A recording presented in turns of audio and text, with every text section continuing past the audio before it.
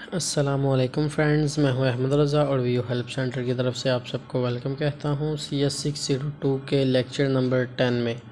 तो सबसे पहले तो मैं आप सबको ये बता दूं कि इस लेक्चर को आपने स्किप करके नहीं देखना है। लेक्चर को हम फिर बाद में स्टार्ट करते हैं, लेकिन ये आपको ये बता दूं कि आपके कॉन्सेप्ट्स के लिए कि आपने इसको स्किप कर करके नहीं देखना है, क्योंकि स्किप करेंगे तो आप ही का नुकसान होगा। अगर ये तो लेक्चर पहले से ही शॉर्ट करके यहाँ बना दिया गया है, तो आप अगर इसे अच्छी तरह से ले लेंगे तो आपके जो MCQs हैं वो ज़्यादातर ऐसी ही चीज़ों से आते हैं जो आज के लेक्चर में मौजूद हैं। तो आपने काम यही करना है कि इसको स्किप नहीं करना है, क्योंकि अगर आप स्किप करेंगे तो MCQs जो हमारे आते हैं वो कॉन्सेप्चुअल ही आते हैं, किसी पास्ट पेपर से या किसी और पेपर वगैरह से नहीं आते हैं, वो सारे के सारे कॉन्सेप्चुअल होते हैं। तो अगर आपके यहाँ पे कॉन्सेप्ट क्लियर हो जाएंगे तो आपके वो MCQs जो हैं उनमें भी पूरे के पूरे मार्क्स मिलने के चांसेस बढ़ जाते हैं। तो इसलिए आपने सबसे पहले तो वीडियो को कंप्लीट देखना है, और उसके बाद जो न्यू व्यूअर्स हैं वो जल्दी से मेरे चैनल को सब्सक्राइब कर लें, ताकि आपको मेरे चैनल से शॉर्ट लेक्चर्स जल्दी से जल्दी मिल सकें। तो चलिए हम लेक्चर को स्टार्ट करते हैं। आज का जो हमारा टॉपिक है वो हमारे पास है matrices and simple matrix operation. Matrix में आपको सिंपल फॉर्म में बता दूं कि होता यही है कि number of rows and columns जिनमें हम अपना डाटा स्टोर करते हैं। ये सिंपल लैंग्वेज में इसकी डेफिनेशन है कि number of rows and columns जिनमें हमारा डाटा स्टोर होता है कि ताकि हम बाद में अपना डाटा को देख सकें, वो हमारे पास मैट्रिक्स होते हैं। तो अब इसकी डेफिनेशन यहाँ से भी देख लेते हैं। In many fields matrices are used to represent objects and operations on those objects. अब मैट्रिसेस हम number of rows and column के साथ बना देते हैं, तो उनमें होता यही है कि सबसे पहली जो हमारे पास कॉलम होता है उसमें हम अपने मैट्रिसेस को, अपने ऑब्जेक्ट्स को लिखते हैं, और उसके सामने जो जो ऑब्जेक्ट्स वो ऑपरेशंस परफॉर्म करते हैं वो उनकी डिस्क्रिप्शन हम लिख देते हैं। तो ये हमारे मैट्रिसेस होते हैं। उसके बाद जो आज के लेक्चर के हमारे पास मेन टॉपिक्स होंगे उनमें सबसे पहले तो हम मैट्रिक्स के बारे में पढ़ेंगे। उसके बाद हम पढ़ेंगे डायमेंशन ऑफ ए मैट्रिक्स, उसके बाद एलिमेंट्स ऑफ ए मैट्रिक्स, और मैट्रिक्स की एडिशन कैसी होती है, ज़ीरो मैट्रिक्स क्या है, मैट्रिक्स नेगेशन क्या है, सब्ट्रैक्शन क्या है, या स्केलर मल्टीप्लिकेशन ऑफ मैट्रिक्स और ट्रांसपोज ऑफ ए मैट्रिक्स।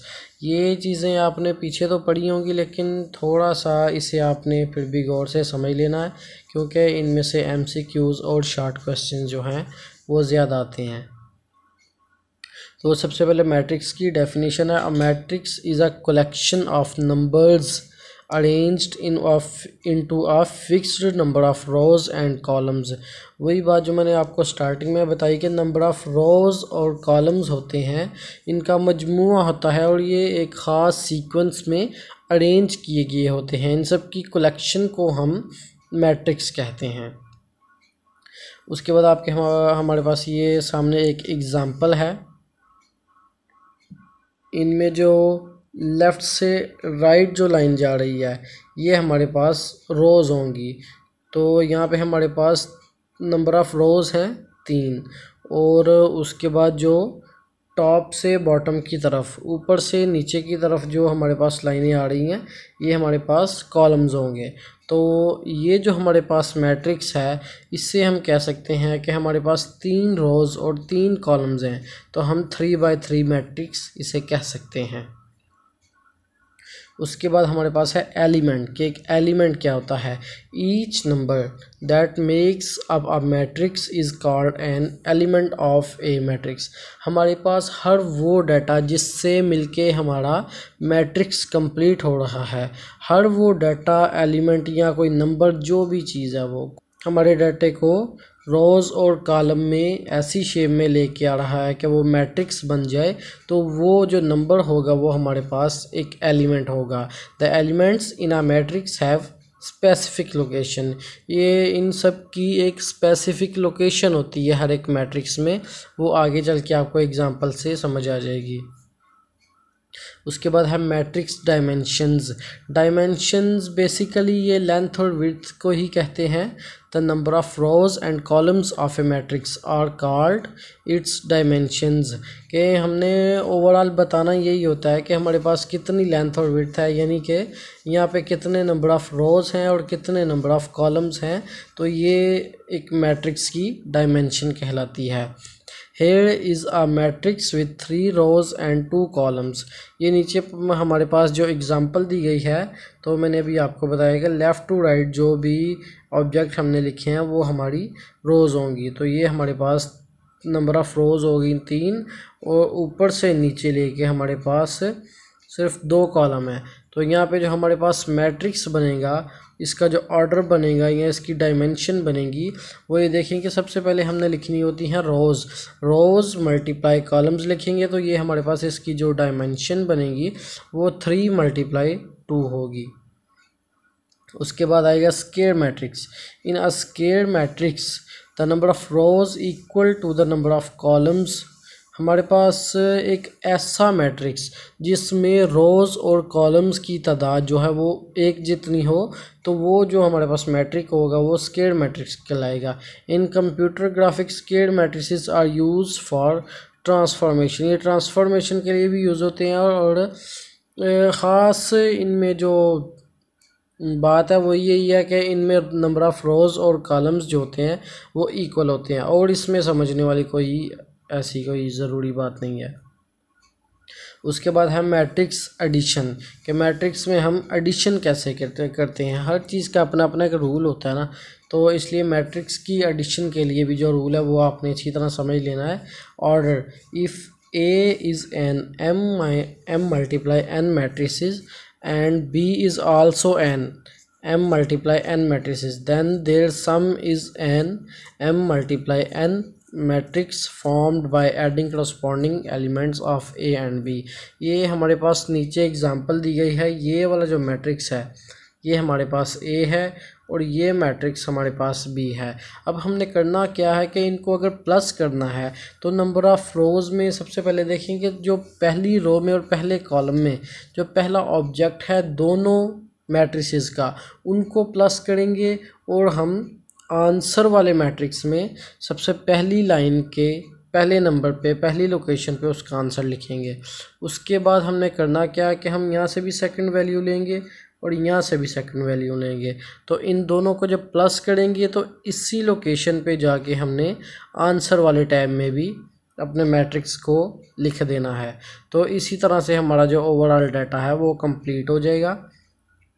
तो जहाँ जिस लोकेशन से हमने डाटा लेना है उसको हमने प्लस करके आंसर वाले मैट्रिक्स में उसी लोकेशन पे दोबारा ऐड करना है, तो ये हमारे पास मैट्रिक्स एडिशन होगी।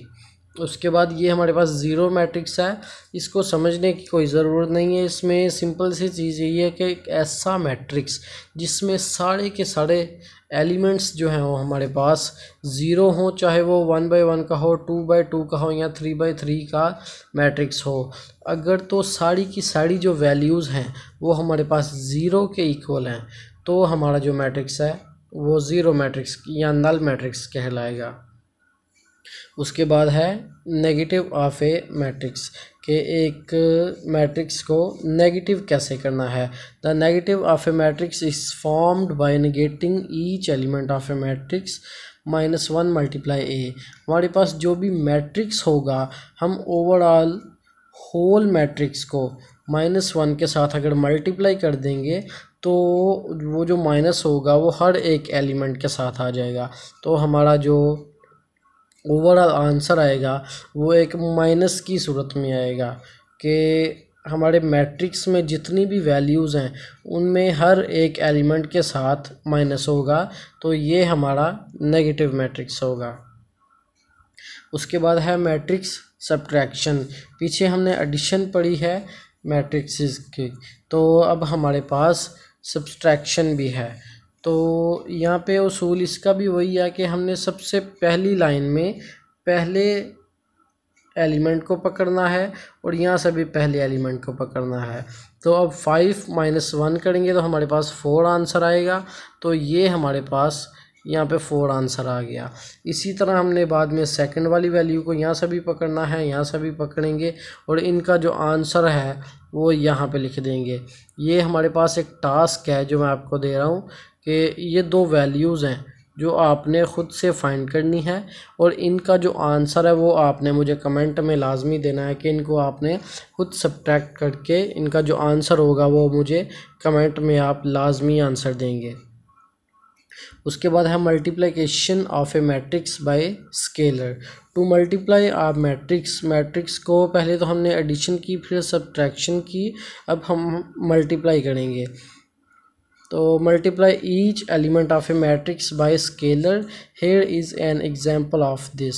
इसकी एक एग्जांपल है हमारे पास कि अगर तो हमारे पास एक वैल्यू है a और दूसरे पास हमारे पास ओवरऑल जो है वो मैट्रिक्स दिया गया है, तो अब जो a हमारे पास बाहर है उसने पूरे मैट्रिक्स की सारी वैल्यूज़ के साथ मल्टीप्लाई होना है। तो हर एक वैल्यू के साथ हम a लगाएंगे तो ये हमारी मल्टीप्लिकेशन बाय स्केलर हो जाएगी। उसके बाद है ट्रांसपोज का आपने कॉन्सेप्ट पिछली क्लासेस में भी पढ़ा होगा। इसमें होता यही है कि जो सबसे पहले हमारे पास रो होती है उसको आंसर में हमने कॉलम के साथ बदल देना होता है कि अब यहाँ पे हमारे पास था 5 4 3, तो हमने इसे एक कॉलम की सूरत में लिख देना है 5 4 3। इसी तरह हमने सेकंड रो को लेना है तो सेकंड कॉलम में बदल देना है और थर्ड रो को लेना है तो थर्ड कॉलम में बदल देना है। इसी तरह से हमारा एक मैट्रिक्स जब कंप्लीट होगा तो ये हमारा ट्रांसपोज ऑफ ए मैट्रिक्स कहलाएगा। तो इसके बाद है vector normalization. A vector means shrinking और stretching so its magnitude is 1। इसमें आपको मैं बताऊं कि श्रिंकिंग का मतलब होता है कि किसी बड़ी सी चीज़ में से उसका कुछ हिस्सा निकाल के साइड पे रख देना, इसे हम श्रिंक कहते हैं। तो मैग्नीट्यूड यहाँ पे वेक्टर की जो नॉर्मलाइजेशन है वो ओरिजिनल में यही है, normalise by dividing by its magnitude. अब मैग्नीट्यूड को हमने कैसे निकालना है, ये एक हमारे पास जो वेक्टर है v, इसकी हमें 3 वैल्यूज़ दी गई हैं और नीचे हमने यहाँ पे निकालना है मैग्नीट्यूड। तो मैग्नीट्यूड का फार्मूला क्या है कि इक्वल टू जितनी भी हमारे पास v की वैल्यू होगी, वेक्टर की वैल्यू होंगी, उनका सबका स्केल लेके हमने उनको प्लस कर लेना है और उसके बाद हमने उसका स्केल रूट ले लेना है। तो यहाँ पे हमने 1 का भी स्केल लिया, प्लस 2 का स्केल लिया, प्लस 3 का स्केल लिया, तो हमारे पास जो आंसर आया वो आ गया 14। अब इसका हम स्केल रूट लेंगे तो हमारे पास जो आंसर है वो आएगा 3.74। तो ये हमारे पास मैग्नीट्यूड निकालने का एक तरीका है। तो आज की इस वीडियो में सिर्फ यही मेन टॉपिक्स थे। तो अगर आपको किसी चीज़ की समझ ना आए तो हमें कमेंट में लाजमी क्वेश्चन कीजिए और इस वीडियो को लाइक कीजिए, सब्सक्राइब कीजिए और अपने दोस्तों के साथ ज़्यादा से ज़्यादा शेयर भी कीजिए। अपना ख्याल रखिए। अल्लाह हाफ़िज़।